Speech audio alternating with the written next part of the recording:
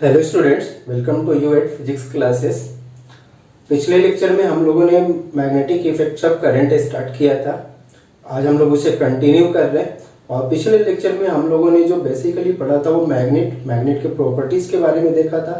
Magnetic field को define किया था हमने, मैग्नेटिक लाइंस ऑफ फोर्स या मैग्नेटिक फील्ड को डिफाइन किया था। उसके साथ साथ हमने properties of magnetic field lines को भी डिफाइन किया था। लास्ट में हम लोगों ने मैग्नेटिक फील्ड इंडक्शन के बारे में थोड़ा सा आइडिया लिया था कि मैग्नेटिक फील्ड इंडक्शन क्या होते हैं। अब हम लोग क्या करेंगे, नेक्स्ट लेक्चर में हम लोग अर्थ मैग्नेटिक फील्ड या मैग्नेटिक एलिमेंट के बारे में डिस्कस करेंगे। यानी आज जो लेक्चर है हमारा, इसमें हम लोग अर्थ मैग्नेटिक फील्ड के बारे में डिस्कस करेंगे और मैग्नेटिक एलिमेंट्स के बारे में डिस्कस करेंगे। यानी कौन कौन से बेसिकली इंपॉर्टेंट एलिमेंट्स हैं जो हमें हेल्प करेंगे अर्थ मैग्नेटिक फील्ड को अंडरस्टैंड करने में। तो देखते हैं यहाँ पर अर्थ मैग्नेटिक फील्ड के बारे में अपने पास क्या है। हमने ले रखा है earth magnetic field and magnetic elements. हमारा टॉपिक क्या है आज का? Our topic is earth magnetic field and magnetic element. First of all हमने अर्थ मैग्नेटिक फील्ड को डिफाइन कर रखा है और डेफिनेशन क्या है, जिसको हम लोग क्या बोलते हैं, जियोमैग्नेटिज्म या फिर टेरेस्ट्रियल मैग्नेटिज्म बोलते हैं। टेरेस्ट्रियल मैग्नेटिज्म या जियोमैग्नेटिज्म बोलते हैं। यानी the branch of physics which deals with earth magnetic field is called geomagnetism और टेरेस्ट्रियल मैग्नेटिज्म।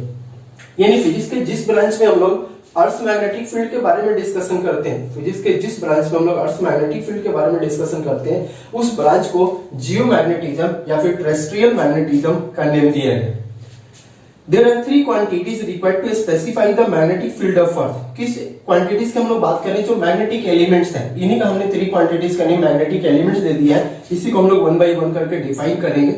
तो there are three quantities required to specify the magnetic field of Earth which are called elements of Earth's magnetic field। यानी three essential components होंगे अपने पास जो हमें क्या करेंगे, हेल्प करेंगे अर्थ मैग्नेटिक फील्ड को डिस्कस करने में। तो उन्हीं यहाँ पर एसेंशियल कंपोनेंट्स को हमने क्या बोल दिया, अर्थ यहाँ पर elements of earth magnetic field या मैग्नेटिक एलिमेंट्स बोल दिया।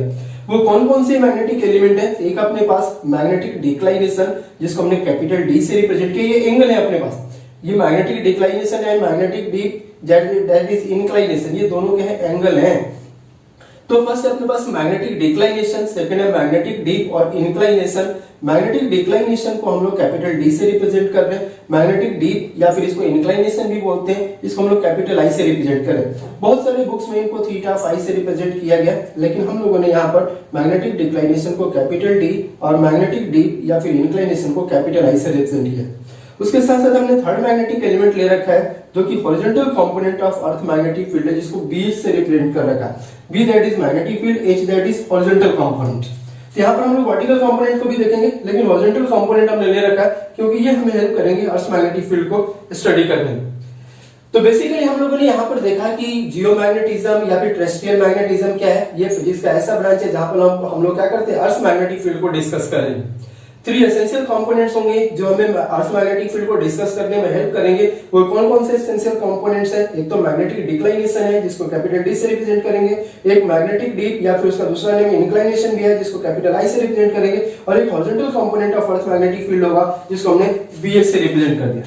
अब हमने यहाँ पर ये स्ट्रक्चर बना रखा है, जिस स्ट्रक्चर से हमें क्लियर होगा और इन्हीं के बेसिस पर हम लोग इनको डिफाइन भी करेंगे। मैग्नेटिक डिक्लाइनेशन और मैग्नेटिक इंक्लाइनेशन, मैग्नेटिक डीप को अभी हम लोग क्या करेंगे, डिफाइन करेंगे। तो यहाँ पर हमने जो स्ट्रक्चर बना रखा वो हमने क्या कर रखा है, एक अर्थ ले रखा है और इस अर्थ का ही अपने पास क्या है, एक्सिस है, जिसको हम लोग ज्योग्राफिक एक्सिस बोल रहे हैं। यानी अर्थ का खुद का एक्सिस है, जिस एक्सिस के अराउंड क्या कर रहा है, अर्थ का रोटेशन होगा। तो ये ज्योग्राफिक एक्सिस है। अब ये अर्थ का नॉर्थ पोल है, जिसको हमने ज्योग्राफिक नॉर्थ पोल बोला है, और ये अर्थ का साउथ पोल है, जिसको हम लोग ज्योग्राफिक साउथ बोल रहे हैं। यानी ज्योग्राफिक वर्ड हमने अर्थ के लिए यूज किया है। यहीं पर जो अर्थ का जो मैग्नेटिक फील्ड है, तो अर्थ के पास भी एक मैग्नेट है, तो उस मैग्नेट को हमने क्या बोल दिया, ये मैग्नेटिक एक्सिस। यानी जो अपने पास ज्योग्राफिक एक्सिस है, उस ज्योग्राफिक एक्सिस से कुछ डिग्री के इंक्लाइनेशन पर अर्थ का मैग्नेटिक एक्सिस है। तो ये अर्थ का मैग्नेटिक एक्सिस है, ये जो है अर्थ का मैग्नेटिक एक्सिस है। हमने उसमें एक मैग्नेट ड्रॉ कर रखा है, ये हमने मैग्नेट ड्रॉ कर रखा है। तो इस मैग्नेट में जो नॉर्थ पोल ऑफ मैग्नेटिक है, यानी ये नॉर्थ में मैग्नेटिक नॉर्थ है, मैग्नेटिक नॉर्थ पोल है, और ये मैग्नेटिक साउथ पोल है। कौन सा मैग्नेटिक नॉर्थ पोल है? जो ज्योग्राफिक नॉर्थ के पास में है वो मैग्नेटिक नॉर्थ होगा, जो ज्योग्राफिक साउथ के पास में है वो मैग्नेटिक साउथ होगा। तो हमने क्या कर रखा है, इस मैग्नेट के अकॉर्डिंग हमने क्या कर रखा है, ये मैग्नेटिक एक्सिस हो गया। यानी मैग्नेट के थ्रू जिसका जो एक्सिस हमने पास करा रखा, ये मैग्नेटिक एक्सिस ले लिया। जो अर्थ के बिल्कुल बीचों बीच जा रहा है उसको हमने ज्योग्राफिक एक्सिस ले लिया। और इन दोनों के बीच का जो एंगल है, कौन सा एंगल, ज्योग्राफिक एक्सिस और मैग्नेटिक एक्सिस के बीच का जो एंगल है, इन दोनों के बीच का जो इंक्लाइनेशन है दोनों के बीच में, तो दोनों के बीच का जो एंगल है उसी को हम लोग क्या बोल रहे हैं, मैग्नेटिक डिक्लाइनेशन बोल रहे हैं। ये जो मैग्नेटिक डिक्लाइनेशन है, वो मैग्नेटिक डिक्लाइनेशन क्या है, अपने पास ये एंगल है, angle between geographic axis and magnetic axis. Geographic axis और मैग्नेटिक एक्सिस के बीच का जो एंगल है उसी को हमने डिक्लाइनेशन से रिप्रेजेंट कर रखा है। नेक्स्ट हम लोगों ने यहाँ पे ले रखा है कि ये जो ज्योग्राफिक एक्सिस हो गया, ये मैग्नेटिक एक्सिस हो गया। अब ये मैग्नेट है तो ये मैग्नेट का नॉर्थ पोल हो गया, that is magnetic north pole. यहाँ पे जो है मैग्नेटिक नॉर्थ पोल है ये। सिमिलरली ये अपने पास मैग्नेटिक साउथ पोल है, मैग्नेटिक साउथ पोल। अब हमने यहाँ पे दो प्लेन ड्रॉ कर रखा है। एक प्लेन अपने पास क्या है, एक तो ये प्लेन हमने ड्रॉ कर रखा है, और ये कौन सा प्लेन है जो ज्योग्राफिक एक्सिस के क्या है, परपेंडिकुलर है। यानी एक हम लोगों ने प्लेन ले रखा है जो कि ज्योग्राफिक एक्सिस के परपेंडिकुलर है और अर्थ को बीचों बीच क्या कर रहा है, ये दो पार्ट में डिवाइड कर रहा है। तो इस प्लेन का नेम हमने क्या कर दिया, ज्योग्राफिक इक्वेटर रख लिया। तो what is geographic equator? Geographic equator क्या है, एक ऐसा प्लेन है जो अर्थ की ज्योग्राफिक एक्सिस के परपेंडिकुलर है और अर्थ को बीचों बीच क्या करेगा, यहां से दो पार्ट में अर्थ को डिवाइड करेगा। तो उसी प्लेन को, सर्कुलर प्लेन को हम लोग क्या बोल रहे हैं, ज्योग्राफिक इक्वेटर बोल रहे हैं। सिमिलरली हमने मैग्नेटिक इक्वेटर ले रखा है। तो मैग्नेटिक इक्वेटर क्या है, जो मैग्नेटिक एक्सिस है, इस मैग्नेटिक एक्सिस के परपेंडिकुलर, इस मैग्नेटिक एक्सिस का हमने ये परपेंडिकुलर ड्रॉ कर रखा है और इस मैग्नेटिक एक्सिस के परपेंडिकुलर हमने एक प्लेन ले रखा है। यानी इस मैग्नेटिक एक्सिस के परपेंडिकुलर अर्थ को दो पार्ट में डिवाइड जो प्लेन करे उसको हमने मैग्नेटिक इक्वेटर ले रखा है। यहाँ पर बेसिकली जो हमने टर्म्स यूज कर रखा है कि एक तो हमने ज्योग्राफिक एक्सिस ले रखा है, ये वाला लाइन अपना ज्योग्राफिक एक्सिस है, ये हमने एक मैग्नेटिक एक्सिस ले रखा है। मैग्नेटिक एक्सिस और ज्योग्राफिक एक्सिस के बीच का जो एंगल है वो डिक्लाइनेशन एंगल है, जिसको कैपिटल डी से रिप्रेजेंट कर रखा है। ज्योग्राफिक एक्सिस के परपेंडिकुलर जो प्लेन है उसको हम लोग ज्योग्राफिक इक्वेटर बोलेंगे। मैग्नेटिक एक्सिस के परपेंडिकुलर जो प्लेन है उसको हम लोगों ने मैग्नेटिक इक्वेटर बोला। तो इस तरह से हमने यहाँ पे रखा। उसके बाद one by one in terms को हम लोग डिफाइन करेंगे। तो ये डायग्राम है, इसी डायग्राम के बेसिस पर हम लोग टर्म्स को डिफाइन करेंगे। कुछ और भी डायग्राम हम लोग बनाएंगे जहां से हम लोग क्या करेंगे, इस एंगल ऑफ इंक्लाइनेशन को या मैग्नेटिक डीप को डिफाइन करेंगे। नेक्स्ट हम लोग कुछ डेफिनेशन देखते हैं यहाँ पर जो यूज करेंगे हम लोग। फर्स्ट हमने ले रखा है ज्योग्राफिक मेरिडियन। ज्योग्राफिक इक्वेटर और मैग्नेटिक इक्वेटर हमने यहाँ पे ड्रॉ कर रखा है। ये हमने ज्योग्राफिक इक्वेटर ड्रॉ कर रखा है और ये हमने मैग्नेटिक इक्वेटर ड्रॉ कर रखा है। तो ज्योग्राफिक इक्वेटर हम लोगों ने अभी समझा था कि ज्योग्राफिक इक्वेटर क्या है, जो ज्योग्राफिक एक्सिस के पैरेलल कोई है, ज्योग्राफिक एक्सिस के परपेंडिकुलर कोई प्लेन हो। यानी एक बड़ा सा सर्कल जो ज्योग्राफिक एक्सिस के परपेंडिकुलर हम लोग ड्रॉ करें उसको हम लोग क्या बोल रहे हैं, ज्योग्राफिक इक्वेटर बोल रहे हैं। सिमिलरली अपने पास एक बड़ा सा सर्कल है जो मैग्नेटिक एक्सिस के परपेंडिकुलर हमने ड्रॉ कर रखा है, उसको मैग्नेटिक इक्वेटर बोल रहे हैं। तो हमने डायग्राम में ले रखा है और हमने डेफिनेशन देखते हैं कि ज्योग्राफिक इक्वेटर और मैग्नेटिक इक्वेटर का डेफिनेशन हमने क्या ले रखा है। तो geographic equator, a great circle perpendicular to earth geographic axis. Earth geographic axis के परपेंडिकुलर जो ग्रेड सर्कल हमने ले रखा है ये ज्योग्राफिक इक्वेटर है। और यहाँ पर जो मैग्नेटिक एक्सिस के परपेंडिकुलर जो हमने क्या कर रखा है, एक सर्कल ले रखा है, उसको मैग्नेटिक इक्वेटर बोल रहे हैं। तो magnetic equator, a great circle perpendicular to earth magnetic axis. Earth magnetic axis के परपेंडिकुलर जो हमने ग्रेड सर्कल ले रखा वो मैग्नेटिक इक्वेटर है और अर्थ ज्योग्राफिक एक्सिस के अलोंग जो हमने ग्रेड सर्कल ले रखा वो ज्योग्राफिक इक्वेटर है। नेक्स्ट हमने ज्योग्राफिक मेरिडियन और मैग्नेटिक मेरिडियन यहाँ पे ले रखा है। तो ज्योग्राफिक मेरिडियन और मैग्नेटिक मेरिडियन क्या है उसको हम लोग समझते हैं। अपने पास ये क्या है, ये ज्योग्राफिक एक्सिस है। तो इस ज्योग्राफिक एक्सिस के अलोंग अगर कोई प्लेन बनाए हम लोग, यानी कोई प्लेन हम लोग ज्योग्राफिक एक्सिस के अलोंग रखें, जैसे ये ज्योग्राफिक एक्सिस है तो ज्योग्राफिक एक्सिस के अलोंग अगर इस तरह से कोई प्लेन ले तो उस प्लेन को हम लोग क्या बोलेंगे, ज्योग्राफिक एक्सिस बोलेंगे। और ये मैग्नेटिक एक्सिस के अलोंग जो अगर कोई प्लेन ले तो उसको ज्योग्राफिक एक्सिस के अगर अलोंग कोई प्लेन लेंगे तो उसको ज्योग्राफिक मेरिडियन बोलेंगे। और मैग्नेटिक एक्सिस के अलोंग अगर कोई प्लेन लेते हैं हम लोग इस तरह से तो मैग्नेटिक मेरिडियन होगा। अभी मैं डायग्राम ड्रॉ करूंगा आगे तो उसे क्लियर हो जाएगा। तो डेफिनेशन पर पहले आते हैं, what is geographic meridian? A vertical plane passing through geographic axis. A vertical plane passing through geographic axis is called geographic meridian and a vertical plane passing through magnetic axis is called magnetic meridian. यानी एक ऐसा plane जो geographic axis के थ्रू पास हो उसको हम लोग ज्योग्राफिक मेरिडियन बोलेंगे और एक ऐसा प्लेन जो मैग्नेटिक एक्सिस के अलोंग पास हो वो क्या होगा, मैग्नेटिक मेरिडियन होगा। तो ज्योग्राफिक मेरिडियन और मैग्नेटिक मेरिडियन क्लियर होगा। एक बार हम लोग क्या करते हैं इसको समझते हैं। जैसे सपोज करिए अपने पास ये कोई बुक है और इस बुक में हम लोग क्या कर रहे हैं, इस तरह से हमने इसको रिप्रेजेंट किया, इस तरह से इसको ओपन किया। तो इसको ओपन करेंगे तो इसमें अपने पास क्या होगा, एक तो क्या, एक को ले लें हम लोग ज्योग्राफिक मेरिडियन और एक को हम लोग ले लें मैग्नेटिक मेरिडियन।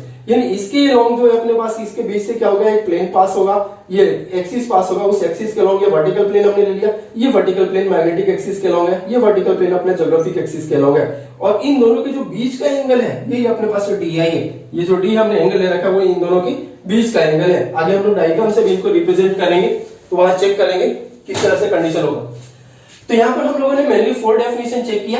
एक हमने डेफिनेशन चेक किया कि मैग्नेटिक इक्वेटर क्या होता है। तो मैग्नेटिक इक्वेटर क्या है, जो मैग्नेटिक एक्सिस के परपेंडिकुलर कोई प्लेन हो उसको हम लोग मैग्नेटिक इक्वेटर बोलेंगे। ज्योग्राफिक एक्सिस के परपेंडिकुलर कोई प्लेन हो उसको हम लोग क्या करेंगे, ज्योग्राफिक इक्वेटर बोलेंगे। ज्योग्राफिक एक्सिस के अलोंग जो अपने पास प्लेन हो, एक वर्टिकल प्लेन जो ज्योग्राफिक एक्सिस के अलोंग ड्रॉ किया जाए उसको ज्योग्राफिक मेरिडियन बोलेंगे, और एक वर्टिकल प्लेन जो मैग्नेटिक एक्सिस के अलोंग ड्रॉ किया जाए उसको हम लोग मैग्नेटिक मेरिडियन बोलेंगे। नेक्स्ट टॉपिक चेक करते हैं हम लोग इसमें। और नेक्स्ट जो हमने ले रखा है, फर्स्ट हम लोग ने यहाँ पे एक नोट डाल रखा है और इस नोट को चेक करते हैं। हमने यहाँ पे मेंशन कर रखा है, when a magnet is freely suspended the alignment of the magnet doesn't exactly lie along the geographic meridian। यानी हम लोग क्या करें, किसी मैग्नेट को फ्रीली सस्पेंड करें, जैसे सपोज कर लिए मैग्नेट इसको फ्रीली सस्पेंड करें, तो ये जो मैग्नेट है ये कुछ देर के बाद क्या होगा, अपने आप को नॉर्थ साउथ के अलोंग अरेंज कर लेगा। लेकिन जो नॉर्थ साउथ के अलोंग अरेंज करेगा वो कौन सा नॉर्थ साउथ होगा, वो मैग्नेटिक नॉर्थ और मैग्नेटिक साउथ के अलोंग ये अरेंज करेगा अपने आप को। ये एग्जैक्ट अपने पास ज्योग्राफिक नॉर्थ और ज्योग्राफिक साउथ के अलोंग अरेंज नहीं करेगा। इसी को हम लोग यहाँ पर डिस्कस कर रहे हैं कि when a magnet is freely suspended the alignment of the magnet doesn't exactly lie along the geographic meridian। यानी ज्योग्राफिक मेरिडियन हमने देखा था, ज्योग्राफिक मेरिडियन क्या था, ज्योग्राफिक एक्सिस के अलोंग एक वर्टिकल प्लेन ड्रॉ करेंगे तो उसको ज्योग्राफिक मेरिडियन बोलेंगे। तो किसी भी मैग्नेट को अगर क्या किया जाएगा, उसको फ्रीली सस्पेंड किया जाएगा, तो वो मैग्नेट आफ्टर सम टाइम क्या होगा, वो मैग्नेटिक एक्सिस यानी मैग्नेटिक मेरिडियन के अलोंग अपने आप को अरेंज करेगा, ना कि ज्योग्राफिक मेरिडियन के अलोंग अपने आप को अरेंज करेगा। तो ये तो हमने उसी बेसिस पर हमने एंगल ऑफ डिक्लाइनेशन अभी बात किया था कि what is the angle of declination. तो एंगल ऑफ डिक्लाइनेशन ये डी क्या था, इसके अलावा हमने ज्योग्राफिक एक्सिस के अलावा हमने ज्योग्राफिक मेरिडियन ड्रॉ किया था, that is a vertical plane passing through geographic axis is known as geographic meridian. तो ज्योग्राफिक एक्सिस के अलावा हमने एक प्लेन ड्रॉ किया जो कि ज्योग्राफिक मेरिडियन था। हमने एक प्लेन मैग्नेटिक एक्सिस के अलावा ड्रॉ किया जो कि मैग्नेटिक मेरिडियन था, और उन दोनों प्लेन के बीच का जो ये एंगल है उसको हम लोग क्या बोल रहे हैं, मैग्नेटिक डिक्लाइनेशन बोल रहे हैं। हमने यहाँ पर क्या कर रखा, What is magnetic declination और capital D, the angle between magnetic meridian, ध्यान देंगे, the angle between magnetic meridian and geographic meridian। तो एंगल है ये मैग्नेटिक मेरिडियन और ज्योग्राफिक मेरिडियन के बीच का एंगल है जिसको हम लोग क्या बोल रहे हैं, मैग्नेटिक डिक्लाइनेशन। तो यहाँ पर हमने इसको ड्रॉ कर रखा है, ये अपने पास क्या है, मैग्नेटिक मेरिडियन है, और ये हमने ज्योग्राफिक मेरिडियन, यानी दो प्लेन हमने ले लिया, और उन दोनों प्लेन का जो इंक्लाइनेशन है इस तरह से हमने ले रखा है, उस इंक्लाइनेशन के बीच का जो एंगल है, ये जो प्लेन है अपने पास, ये फ्रंट का जो प्लेन दिख रहा है, ये प्लेन अपने पास मैग्नेटिक मेरिडियन है, यानी ये मैग्नेटिक एक्सिस के अलोंग हमने इस प्लेन को ड्रॉ किया है। सेकंड, हमने ये जो प्लेन लिया है, ये प्लेन अपने पास ज्योग्राफिक मेरिडियन है, और ये प्लेन हमने ज्योग्राफिक एक्सिस के अराउंड ड्रॉ कर रखा है, और उन दोनों प्लेन के बीच का जो एंगल है अपने पास, उसी एंगल को हम लोग क्या बोल रहे हैं, मैग्नेटिक डिक्लाइनेशन बोल रहे हैं, दैट इज हमने कैपिटल डी से रिप्रेजेंट कर रखा है। तो ये अपने पास मैग्नेटिक डिक्लाइनेशन है। आगे हम लोग अभी इंक्लाइनेशन भी चेक करेंगे, और इंक्लाइनेशन को भी हम लोग देखेंगे कि मैग्नेटिक इंक्लाइनेशन को हम लोग किस तरह से, या एंगल ऑफ डी को किस तरह से हम लोग फाइंड आउट करेंगे। हम लोगों ने मैग्नेटिक डिक्लाइनेशन को डिफाइन कर लिया, और मैग्नेटिक डिक्लाइनेशन को हम लोगों ने देखा था कि what is magnetic declination, the angle between magnetic meridian and geographic meridian. तो मैग्नेटिक मेरिडियन और ज्योग्राफिक मेरिडियन के बीच के एंगल को हमने कैपिटल डी से यहाँ पर डिफाइन किया, जिसको हम लोग मैग्नेटिक डिक्लाइनेशन बोल रहे हैं। अब हमारा टारगेट क्या था, मैग्नेटिक इंक्लाइनेशन को डिफाइन करना। तो मैग्नेटिक इंक्लाइनेशन क्या है, उसका डेफिनेशन हम लोग अब चेक कर देंगे। तो मैग्नेटिक इंक्लाइनेशन जिसको हम लोगों ने कैपिटल आई से रिप्रेजेंट किया था, है क्या, the angle subtended by the earth total magnetic field. यानी अर्थ का जो टोटल मैग्नेटिक फील्ड है, और वो टोटल मैग्नेटिक फील्ड किस में होगा, मैग्नेटिक मेरिडियन में होगा, क्योंकि मैग्नेटिक फील्ड ऑफ अर्थ किस में है, मैग्नेटिक एक्सिस और मैग्नेटिक मेरिडियन में है। तो मैग्नेटिक मेरिडियन में हम लोग क्या करेंगे, total magnetic field of earth draw करेंगे। हमने यहाँ पे मेंशन कर रखा है, ये अपने पास जो है ये मैग्नेटिक मेरिडियन है, और मैग्नेटिक मेरिडियन में ये जो लाइन हमने शो कर रखा है, ये लाइन हमने शो कर रखा है टोटल मैग्नेटिक फील्ड ऑफ अर्थ के लिए, दैट इज बीई। तो ये बीई वेक्टर हमने शो कर रखा है यहाँ पर टोटल मैग्नेटिक फील्ड ऑफ अर्थ के लिए। The angle subtended by total magnetic field of Earth with horizontal direction in magnetic meridian। यानी ये जो टोटल मैग्नेटिक फील्ड ऑफ अर्थ है, ये जो टोटल मैग्नेटिक फील्ड ऑफ अर्थ है, ये हॉरिजॉन्टल डायरेक्शन के साथ जो एंगल बना है मैग्नेटिक मेरिडियन में। तो ये मैग्नेटिक मेरिडियन है, मैग्नेटिक मेरिडियन का ये हॉरिजॉन्टल डायरेक्शन, ये वर्टिकल डायरेक्शन है। तो ये हॉरिजॉन्टल डायरेक्शन में जो टोटल मैग्नेटिक फील्ड ऑफ अर्थ है दैट इज बीई, ये लाइन जो अपना एंगल बनाए किसके साथ, हॉरिजॉन्टल डायरेक्शन के साथ मैग्नेटिक मेरिडियन में। तो horizontal direction of magnetic meridian ये है, vertical direction of magnetic meridian ये है, और ये टोटल अर्थ मैग्नेटिक फील्ड है। तो टोटल अर्थ मैग्नेटिक फील्ड हॉरिजॉन्टल डायरेक्शन के साथ जो एंगल बनाए उसी को हम लोग मैग्नेटिक इंक्लाइनेशन बोल रहे हैं। लेकिन what is magnetic inclination? Magnetic inclination क्या है? वो बीई और बीएच के बीच का एंगल है, किसमें, मैग्नेटिक मेरिडियन में। तो मैग्नेटिक मेरिडियन में जब हम लोग एंगल फाइंड आउट करेंगे in between BE and BH, what is BE?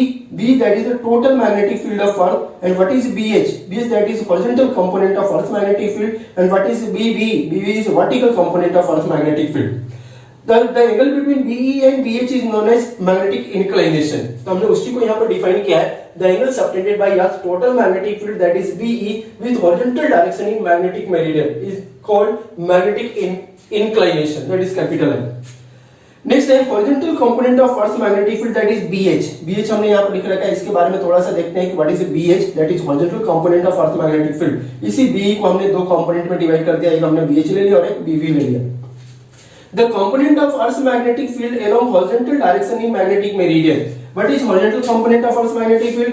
ये है बीई का कंपोनेंट है हॉरिजॉन्टल डायरेक्शन में मैग्नेटिक मेरिडियन में। यानी मैग्नेटिक मेरिडियन में जब हम लोग बी के कंपोनेंट लेंगे हॉरिजॉन्टल डायरेक्शन में तो horizontal component of earth magnetic field होगा, और उसी को का जब कंपोनेंट हम लोग लेंगे वर्टिकल डायरेक्शन में तो vertical component of earth magnetic field होगा।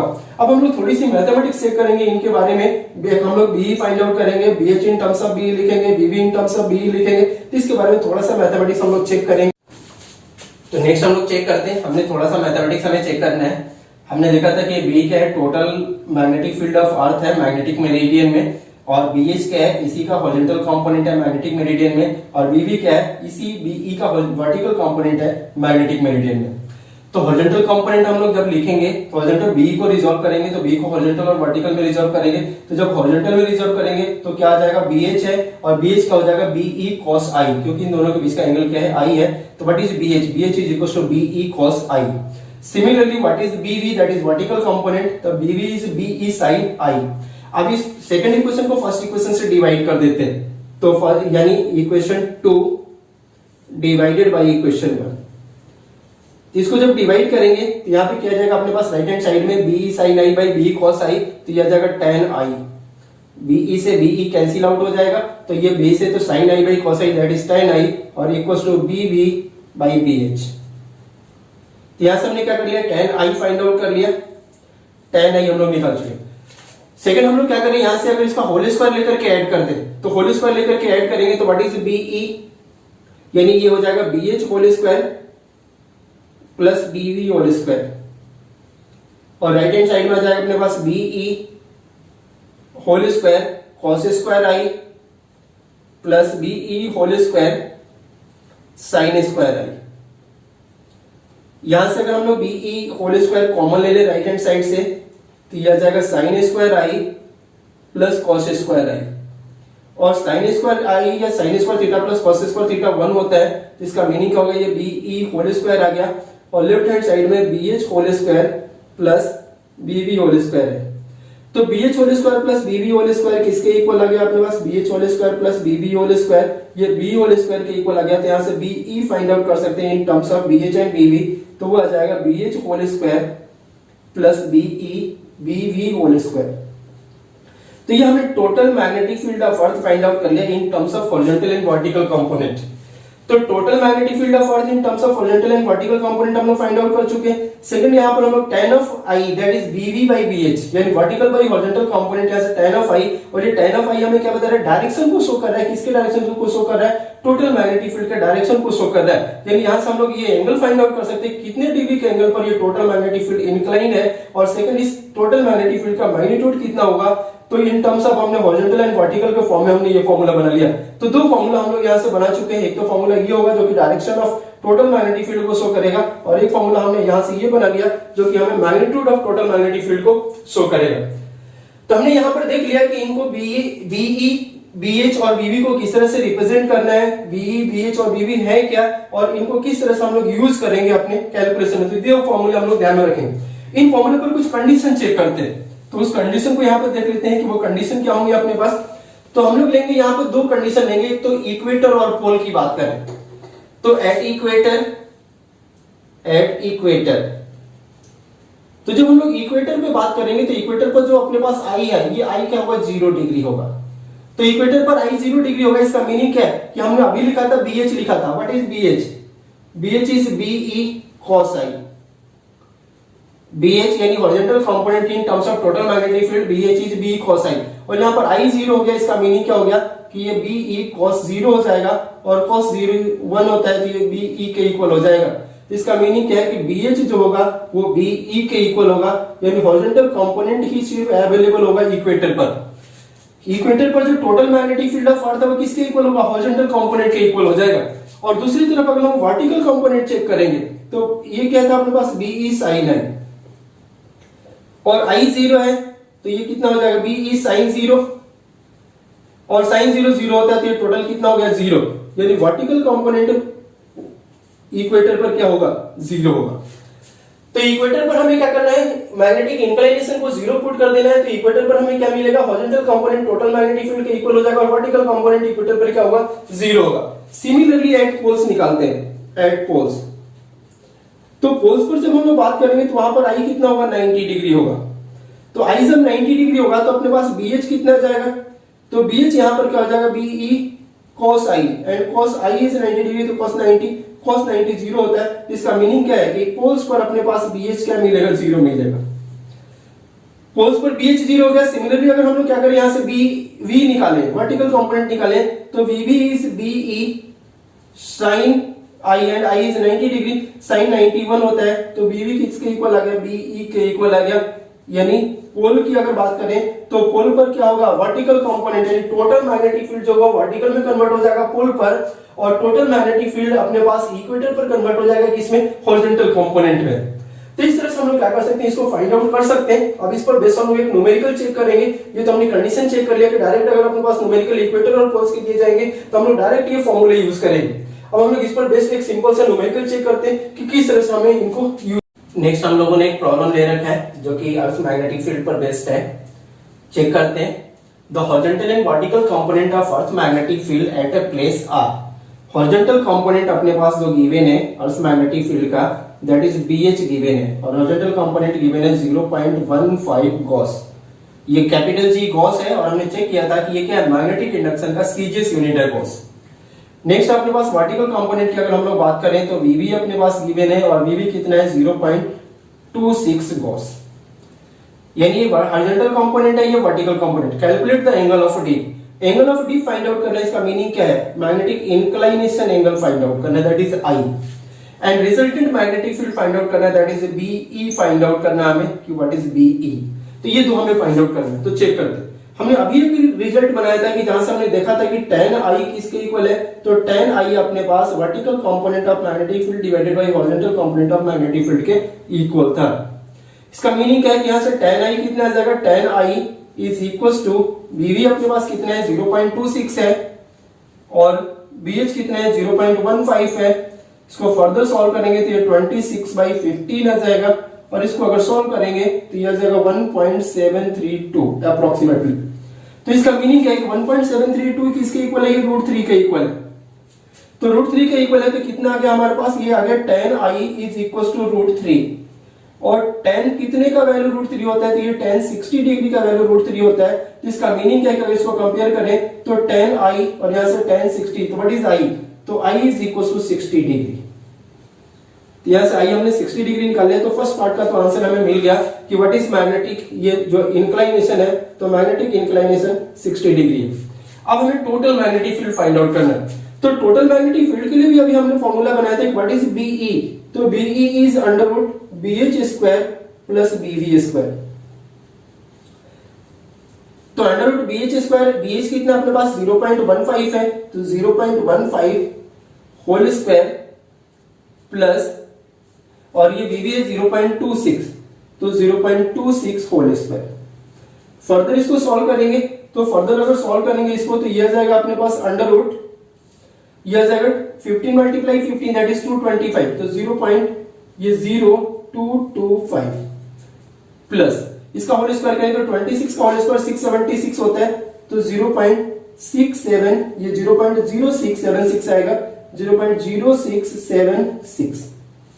इनको ऐड करेंगे तो ऐड करेंगे तो आ जाएगा 0.09, अप्रोक्सीमेटली 0.09 आएगा। इसको फर्दर अगर यहां से बाहर निकालेंगे तो कितना जाएगा 0.3 आ जाएगा। तो 0.3 गॉस आ जाएगा अपने पास टोटल मैग्नेटिक फील्ड की जो हम लोग बात कर रहे थे।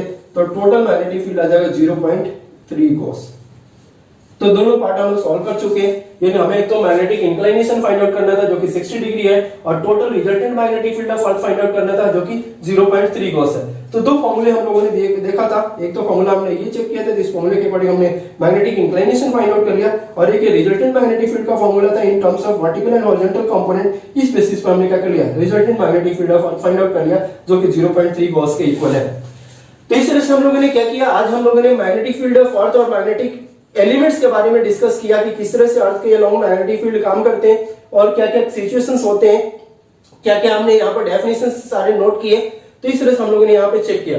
नेक्स्ट लेक्चर में हम लोग क्या करेंगे, यहाँ पर ओरिस्टेड एक्सपेरिमेंट से स्टार्ट करेंगे, और मैग्नेटिक जो हमने मैग्नेटिक इफेक्ट्स ऑफ करंट का जो मेन स्टार्टिंग होगा अपना, वो ओरिस्टेड एक्सपेरिमेंट से स्टार्ट होगा। तो हम लोग नेक्स्ट जो वीडियो लेक्चर होगा उस वीडियो लेक्चर में हम लोग ओरिस्टेड एक्सपेरिमेंट के बारे में डिस्कस करेंगे।